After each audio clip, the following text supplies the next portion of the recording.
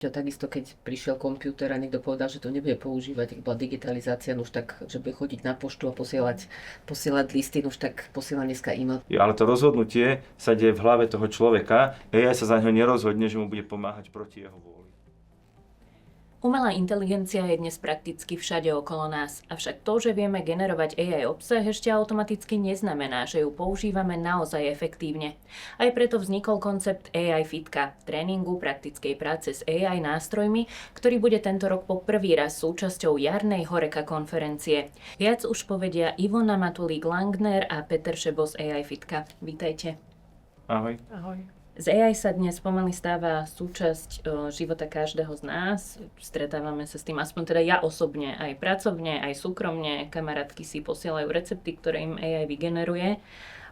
Vy však zdôrazňujete v rozhovoroch, ktoré ste mali, že o AI dnes už nestačí iba si niečo prečítať, ale mala by to byť nejaká základná schopnosť nás všetkých a mali by sme to zaradiť do toho portfólia našich skills. Čo tým myslíte presne a ako ju zaradiť do toho svojho bežného života? Sú rôzne spôsoby, ako sa dá umelá inteligencia využívať. Dá sa využívať jednoducho, otvorím si ChatGPT, niečo sa opýtam, dostanem nejakú odpoveď, väčšinou nie úplne správnu, ale aspoň ju dostanem rýchlo. A buď sa z toho poteším, alebo som sklamaný, že AI halucinuje. No a potom sú naozaj dobré spôsoby práce s umelou inteligenciou, to znamená, že si vyberiem správny nástroj. ChatGPT nie je jediný, ale naozaj veľmi univerzálny, veľmi dobrý nástroj.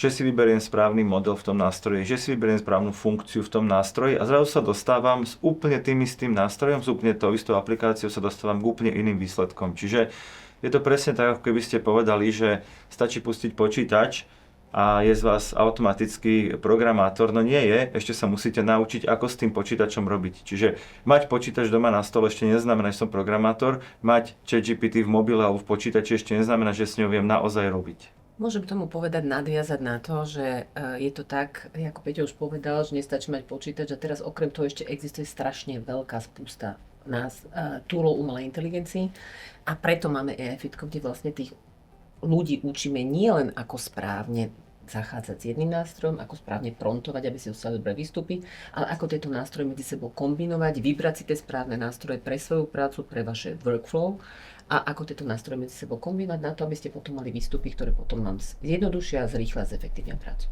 Keď sa bavíme o AI, ja mám pocit, že sú také dve skupiny ľudí, buď tí úplne že odporcovia, ktorí razia starú školu a že všetko si budem robiť sám, a potom tí nadšenci. Možno aj v Horeca segmente sa s týmto stretneme, že nič ako keby medzi nie je. Možno čo je cieľom toho AI Fitka, ktoré predstavíte na Horeca konferencii? Cieľom je ukázať praktické využitie. Nebude to žiadna prednáška, nebudú tam žiadne slajdy. Priamo si otvoríme konkrétne nástroje a na konkrétnych ukážkach pre vašich účastníkov, pre ľudí z Horeca segmentu ukážeme konkrétne využitie v zmysle: ak sa chceš dostať takémuto výstupu, tak použij tento nástroj, napíš takýto prompt a takto s ním ďalej pracuj a kombinuj, ako Ivan povedal, kombinuj ho s týmto ďalším, aby si vo finále namiesto trojdňovej analýzy a výskumu a vyhodnocovania a spracovania do prezentácie ten istý výsledok dostal, dajme tomu, za hodinu. Čiže ten rozdiel je v tom, že veľa sa o AI rozpráva, je okolo toho veľa takého prázdneho hypu, všetci zomriete, keď nebudete používať, všetci prídete o prácu. A my naopak hovoríme: nie, pozri, tu ťa naučíme, čo sa všetko dá robiť, no a potom na našom kurze ťa naučíme, ako sa to robí a v priebehu mesiaca sa vieš, ani nie že z odporcu, ale z človeka, ktorý si hovorí: mal by som, ale neviem, kde začať, sa po mesiaci dostaneš k človeku, ktorý hovorí: OK, na 90, 80, 90% mojich úloh viem, ktorý AI nástroj efektívne použiť a kedy mi tá AI objektívne nevie pomôcť a je lepšie to urobiť starým dobrým spôsobom. A tak, ako Peťo už povedal, odporcovia sú hlavne tí, ktorí sa boja, že musí byť nejaký technológ a musí byť nejaký ITčkar, čo vôbec nie je pravda.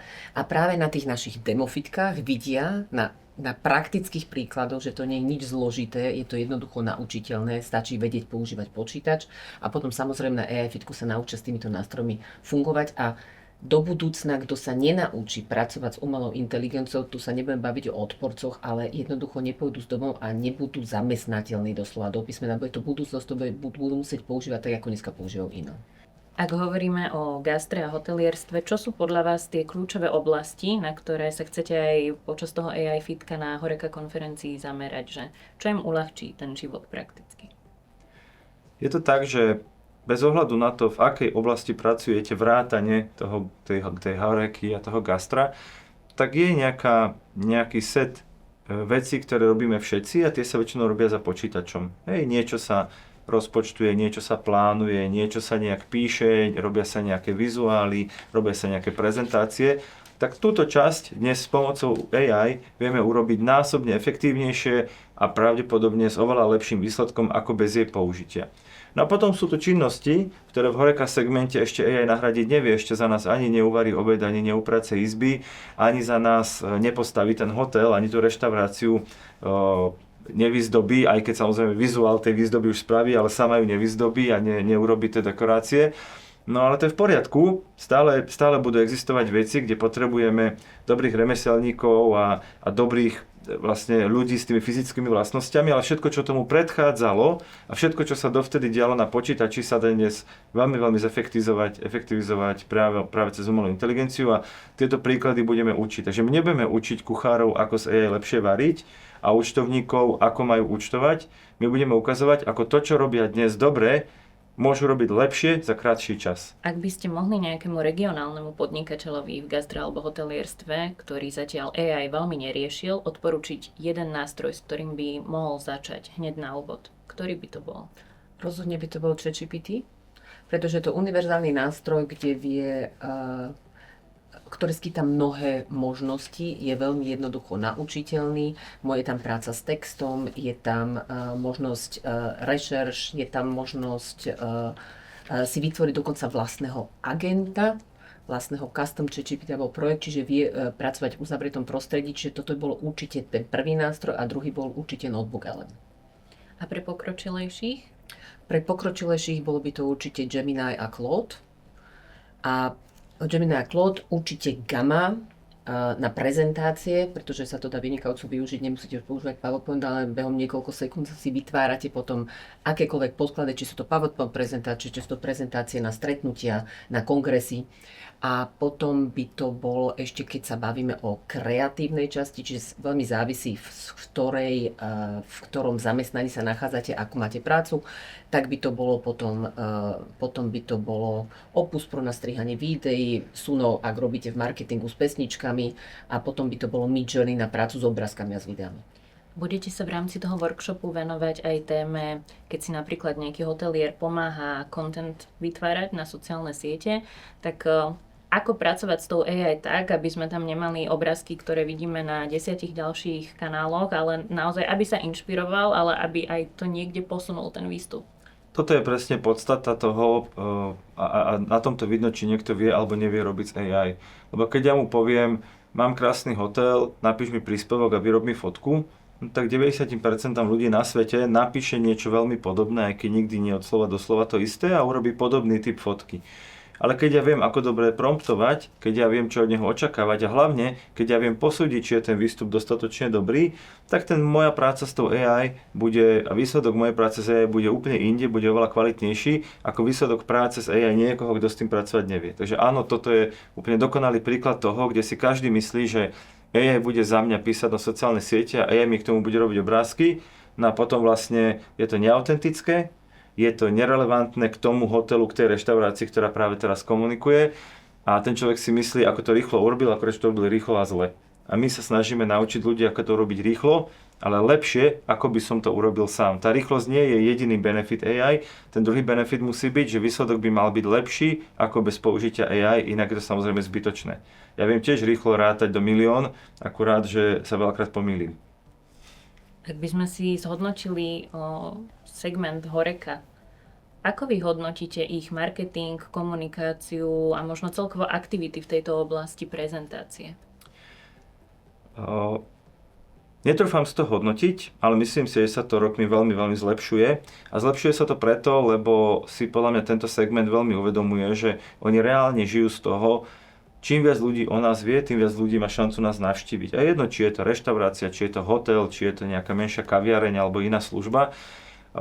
Mne sa veľmi páči komunikácia niektorých týchto zariadení na sociálnych sieťach, kedy pochopili, že treba točiť viacej videí, pochopili, že treba viacej inšpirovať ľudí, prečo k nám prísť, nie iba stále opakovať denné menu a ukazovať, akú máme krásnu izbu, ale hovoriť aj o všetkom ostatnom, čo môžu vďaka pobytu u nás alebo návšteve u nás zažiť. Takže určite sa to zlepšuje a páči sa mi aj to, že vlastne tá konkurencia už je dnes vlastne globálna. Hej, že aj vďaka tomu, že letenky dnes stoja desiatky eur, tak ja sa reálne rozhodujem medzi tým, či pôjdem do Tatier alebo pôjdem do Talianska, lebo vlastne tie náklady budú veľmi podobné a vtedy už potom rozhoduje, čo mi ten región ponúka, čo mi toto zariadenie ponúka a kde mám pocit, že v tej mojej situácii, či už ako rodina, alebo biznis výlet, alebo pár, kde v tej situácii viem z toho víkendu, z toho týždňa, z tých 2 týždňov vyťažiť viac. Takže chápem, že je to pre hotelierov situácia ťažšia, ale tí bežní ľudia si myslím sa stále viac dostávajú do situácie, že to nie je o tom, či v Tatrách pôjdem do hotela A alebo hotela B,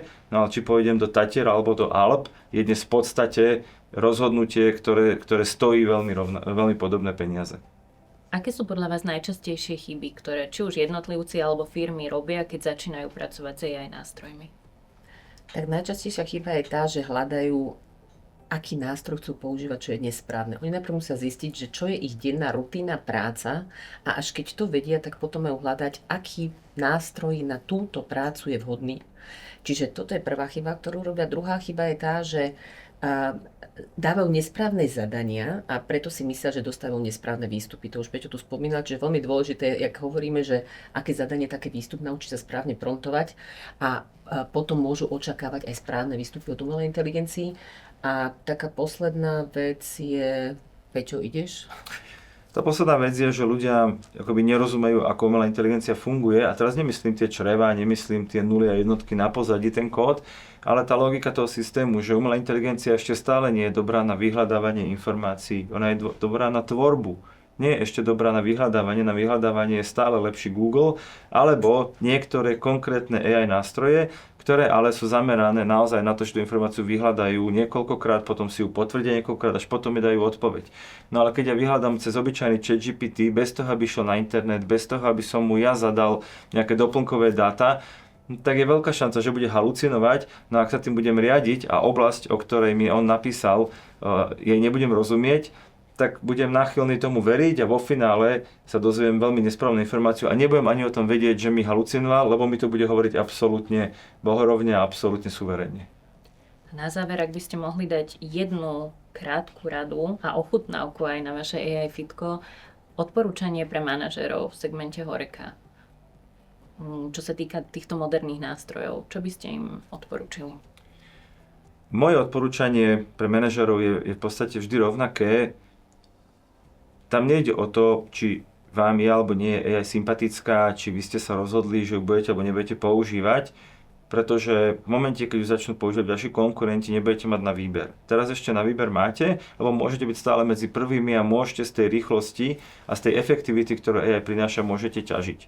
O 3 roky, o 5 rokov už to bude taká samozrejmosť, že budete zase naháňať ten vlak, ako mnohé hotely si mysleli prvých 5-7 rokov, že vyžijú bez sociálnych sietí. No a dnes neexistuje zariadenie, ktoré nemá sociálne siete a aktívne ich neživí, lebo vedia, že tam sa deje ten biznis a je veľký risk o sebe nerozprávať na sociálnych sieťach. No a to sa teraz deje v dobe AI, keď si niekto hovorí, že ja to nepotrebujem, začneš to potrebovať v momente, keď tvoji konkurenti, uvidíš, že tvoji konkurenti sú zrazu veľmi pred tebou, ale pritom mali na to rovnaké zdroje, rovnaký čas, rovnaké kapacity, ale použili nejaký zázračný nástroj, to je umelá inteligencia. Takže áno, dôležité je zahodiť taký nejaký strach, bariéru a presne o tom sa budeme práve na tom demo AI fitku, na tej konferencii snažiť ukázať tým ľuďom, že ktokoľvek je schopný sa naučiť s tým robiť a ktokoľvek vie AI používať tak, aby mu reálne zefektívňovala procesy a zarábala viac peňazí. Ale to rozhodnutie sa deje v hlave toho človeka, AI sa za neho nerozhodne, že mu bude pomáhať proti jeho vôli. A od vás rada na záver?